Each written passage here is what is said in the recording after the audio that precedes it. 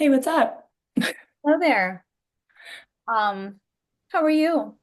I am surviving and thriving, I would say. So it's as we do. Listen, I feel you. I'm having one of those days where it feels like everything and nothing is happening at the same time. And I just keep refreshing my email, being like, am I gonna get good news? Can I just get like a good news email? I feel That's it, that. right? Like, Caroline, you won the lottery. Well, what are you doing to put that out there that it's going to happen? What are you going to do? I don't want to talk about that. I'm just Okay, negative well, right I now. have to share something with you because I'm really excited. Tell me. Um, I'm going to be on a podcast. I've Ooh. never been on a podcast other than our own. What are you going to talk about? First of all, what's the podcast called?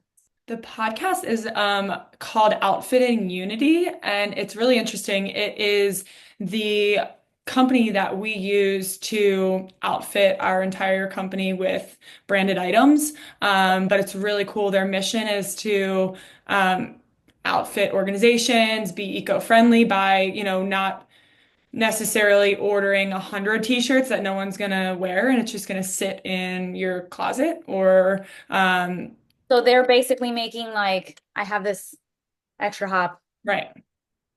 goodie. They make Yes, goodies that orgs. exactly. And you can order one. So like you don't Oh, have to order, 50 t-shirts. You can choose what you want. I, So really excited. They're what, based in you know what you're Utah going to talk and about? what? You know what you're going to talk about? No idea. I got No my idea. first prep call All right, so soon. you, So you have your first. I'll share a first. yeah. I am going to moderate a panel for the All first right. time. What? Okay, where? Tell me more. Um, for the New York State Forum, Okay. a women in IT group, and we're doing a panel on leadership in about a month or so. And it was awesome. I was just, we were thinking about who's going to be on the panel, who's going to moderate the panel, and I was like, "Hi, I've never moderated a panel." I want to do scary things. Hi, I'm Caroline. I made it. Oh my gosh, I love that. How many women on the panel? So on the panel will probably be 3 to 4. Okay. I can't say who's going to be on there just yet because we're still waiting on some confirmations, but let's just say it's pretty badassy women. I'm not gonna That's lie. So amazing. I'm that's not gonna be surprised. crazy. And all about leadership. So, me and all the leadership roles I've taken, none. I'm gonna have a lot to say, but it'll be fine. No, you lead your daughter every day. So my daughter left this morning. I didn't tell you this. Oh. She's on an overnight school trip for 2 days. She left Oh. today. She comes back Friday. She's 7.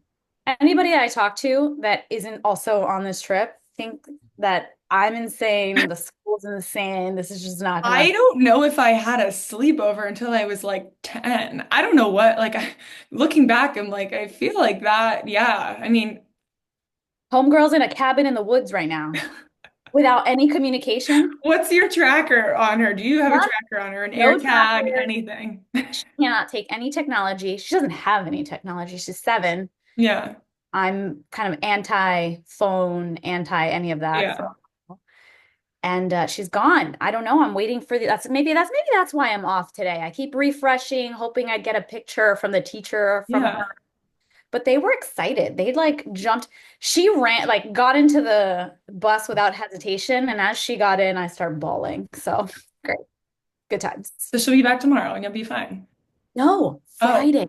It's 2 nights. okay. 2 nights. It's a lot. It's fine. It's fine. I'll check in on Friday and see how you're doing. You're Seriously. gonna be the first mom that shows up to like the line of carpool. You're like, come here. I'm here. I'm here. Come on, And let's go. she's gonna be like, you're gonna have to go look for her. She's having so much fun there. They do something really cool. I got a picture yesterday of something that they were doing in class, and they were actually writing themselves a letter. So it's Hmm. a letter to your future self Ooh, about this experience, about this, sleepaway experience. I love that. And I loved it because we sometimes I've heard of people do this exercise, and I've actually done it, right? The letter I've to done your it too. Have you ever found the letter and read it to yourself? I never have. I blame my mom because I All right, hold on. did Let me it get my in therapist hat on. Okay, talk to me about how you blame your mom. I did it in first grade. No, I think it was no fifth. okay, let's call it middle school. I did in middle school. We wrote down 3 goals for ourselves, and in 10 years, we would open up the Burger King box. It was all in Burger King box. Um, Lost the box. And every time I go home, I just hope that it's going to show up. But I feel like my younger self would be proud of me, who I I came. actually had a conversation with so there's a couple conversations about this, and I'm like trying to teeter which ones I actually share on this, realizing that this is recorded. But so there's this one saying, and I was talking to somebody about like, hey, what does 8-year-old and 80-year-old say about whatever you did? Great. Mhm. And then another conversation I had with somebody else specific about this, like me 5 years ago. Yeah, Would you be proud or not? Because the me of 5 years ago was very different. Like, like me of today would be very uncomfortable to me of 5 years ago. I would Not to say say, that what I'm doing with my life isn't great. It is yeah, for the person I am now. But the person I was no. 5, 10 years ago, she'd think I'm crazy. I think mine would be like, who are you? Yeah. I used to be very introverted, like very like when I got up in front of a room, like nearly peeing my pants. Really? Yeah, she'd be like, who's that? Huh? Um, Geez, 5 years ago. Yeah, I was in construction. I was on job sites. I was not in the seat That for, to me is crazy. I can't imagine you on a construction site. Would you wear hard hats? Is that what they're called? when we had like, framing being done or, anything related that we needed to have that safety equipment. But typically I was more of like I'm walking you through your kitchen and like, let's talk about how things are delayed. But like not Yeah. actually, for Remind me, what made you, how did you end up getting into tech? I don't think I remember this. Well, I was at a tailgate in the University of Maryland, and my This cousin is first, right? connected me with someone, and they were like, "We're hiring," and I was like, "I have a really bad boss that Yeah. I potentially am not that I'd like to, make a career move." And it was COVID, like the Yeah. fact that I couldn't make someone's tile come from across the country a little quicker delayed the entire project. It was stressful. So I was like, yeah, I think it's time for a change. And then I said, I have zero experience, but I can talk to people. I have no sales experience. I don't have like I started as be like inside sales. I didn't have any sales experience, but could talk to people, could build relationships, could relate. And I was just driven to, I guess, for change Yeah. every It's single, like I feel like people get really intimidated with the idea of a salesperson or what that means. I think you learn some methodologies, but part of it's really innate. Like as long as you can talk to people and yeah. understand and listen, it's not really something, I don't know, that's If you talk to someone and figure out like what ticks makes them tick, what their problems and pain points are, it's like you shouldn't be necessarily worried about yourself and like selling to them, but it's like, okay, how can I help them? That is selling in itself. Um, saw this it's a product or a company. Actually, we should think about it for we're doing for those listening, we're doing a our favorite products, and then we're oh gonna find yeah. the tech in our favorite products.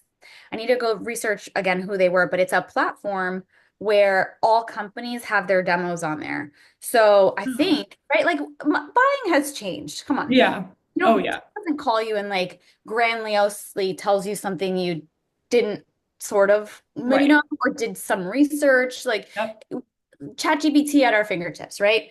Like it's gonna tell us everything. But this place was cool because you can do all these demos and kind of cut out the salesperson. Oh, that's Tony. so interesting. Yeah, so you see everything that you want to see and Hey, then finally reach out to those organizations. Hi, Tony. How are Hi, you? Tony. good. How are you doing? Doing great. Well, Doing well. first time you guys get to meet, so you guys can introduce Yeah. each other. Yeah. Nice to meet you. I guess I can really just kick off the, oh, go ahead. Wait a second. Okay. We're all in black. I love this. I was going to make a joke about how I felt very Steve Jobs-ish today, and then you show up in black also. I'm into this look. Maybe that should be a prerequisite, Kelly. Like anybody who hops on from now on has to wear Wear black. That's very sassy. I Wear love it. them. They just have to wear what we tell them. You have to wear, stripes today, polka dots. Just kidding. We don't re-record. We don't, We are. edit. We keep it very low key here. You can wear what you want.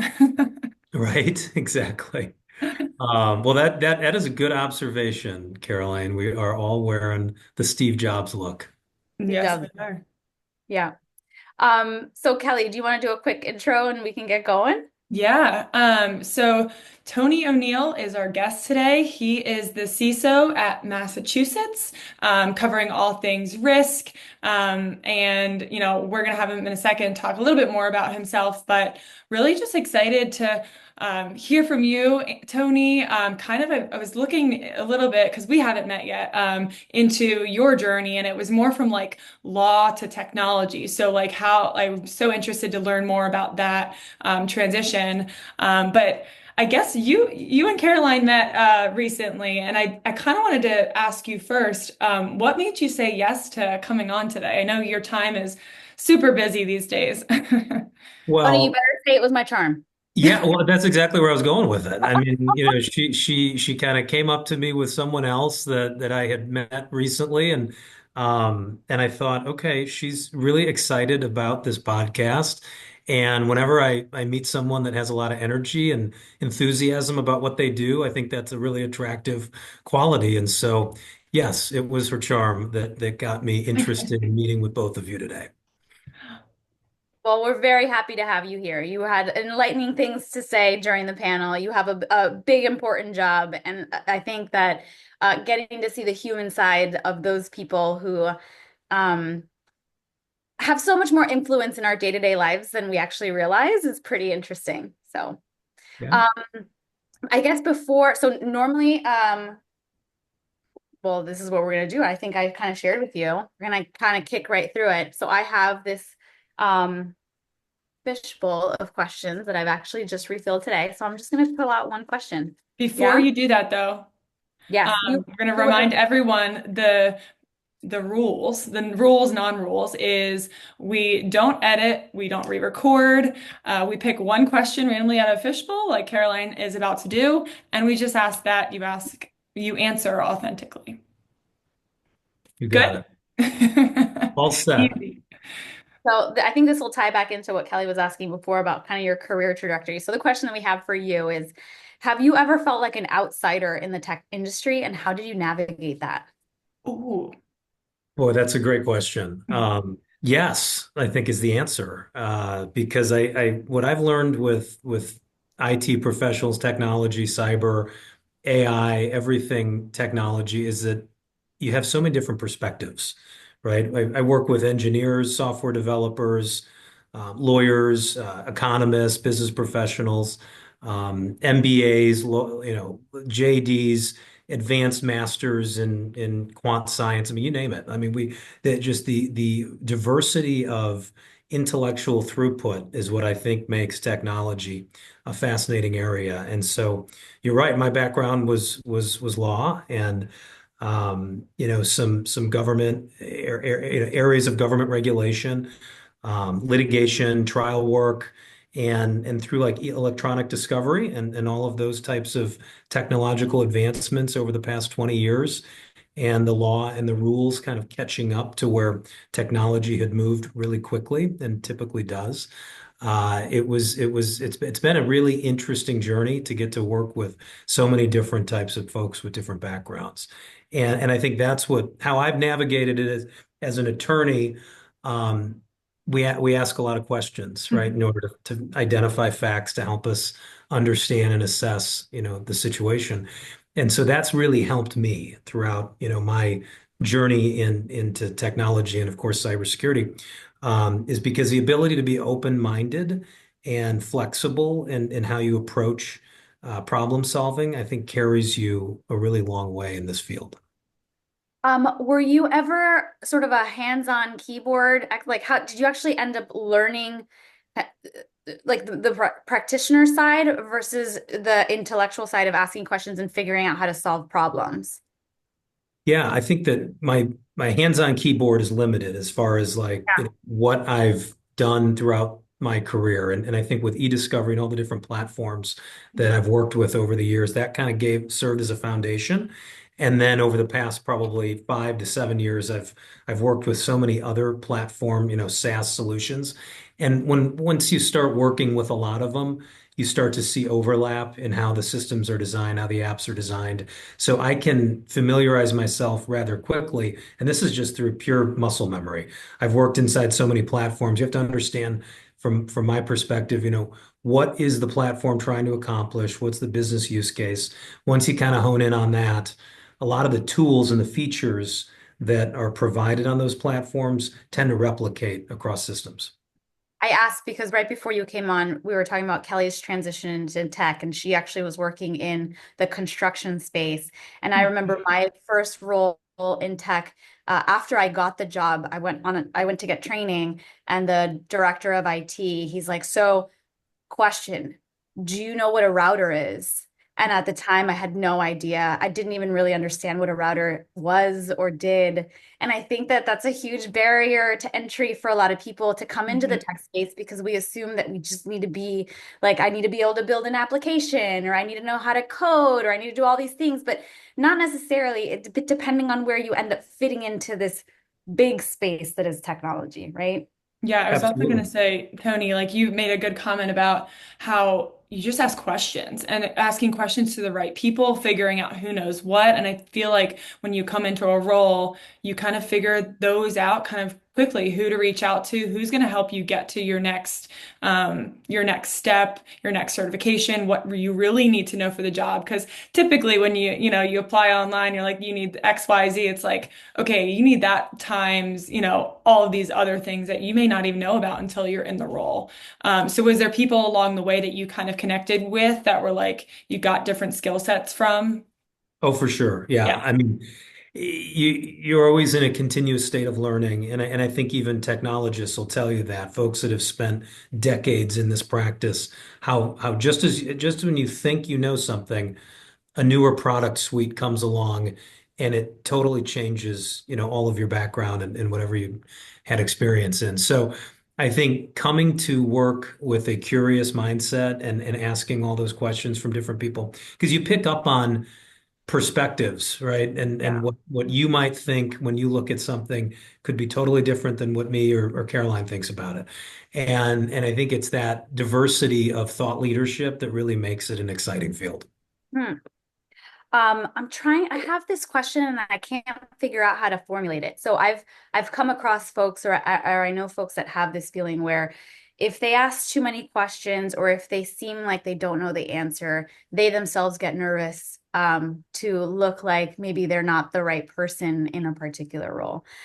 And you're saying the complete opposite, right? I love like curious mindset. I don't think I've ever heard it put that Mm. way, and I love it. So like how do you not face that fear, or how do you coach people on your team to kind of let that fear go, knowing that kind of leadership and leadership overall is changing and how we influence folks is changing. What do you any thoughts Yeah, there? absolutely. We have I use this term called radical transparency. And so it's like Mm. when you don't know something, ask the question. There's no such thing, and we always hear there's no such thing as a bad question. And I think that rings true here because the tools are changing so quickly. I mean, Microsoft comes out with product updates, almost daily. And certainly on a monthly basis, right? And we're patching vulnerabilities. We're doing things on a regular basis because we're learning things and flaws in the software in practice. And so that's what's great about SaaS is that, because it's managed centrally on the back end by the software publishers, they have the ability to move nimbly and change things quickly in a very evolving, fast-paced digital landscape. So the questions, and we call it, we always thanks for the feedback, right? I mean, that's basically one of our mantras in our office is, getting as much insight and feedback as we can from everybody who's involved with an issue, because I think it all ships rise in a high tide, as they say. And so the more we can get people thinking about, you know, how to remain open-minded on these topics, it helps us advance. It helps us make progress. And And I don't see that changing. I really don't. I think as the digital transformation that we're on as a global economy is going to continue. It's going to be persistent after AI. We're already looking at quantum, how that's Mhm. going to factor in from a business perspective, certainly from a cybersecurity risk perspective. So as these technological advances continue to evolve, I think that anyone looking to be involved in this area has to just keep an open mind and be willing to take feedback, any kind of feedback. Feedback is a gift. I say it all the time. I'm like, give me it. Yeah. Well, I love this. It's evident that you not only are rooted in some of these. I mean, I've written down a lot of new sayings that I will be using from now on. Thanks for the feedback. Also, I haven't heard that one. I love it. I love it. But that it's not only part of who you are, but the organization and kind of the culture that you guys are driving there. So it's pretty incredible. I would assume for some of the folks working for you to kind of learn from that, because I don't think a lot of places are as open as you guys are to saying, hey, we want more feedback. We want everyone to ask more questions. So that's pretty Yeah. neat. Love that. Okay. Excellent. Well, thank you. Yeah. We asked way more than our one question, and I alluded that we may ask one follow up, but here we went. It So, sets the stage for the whole, for it. thank you for joining us today. Yes, thanks, Tony. Well, thank you both for having me, and it's been a pleasure, and I wish you all the luck with the podcast. Thank you. Thanks.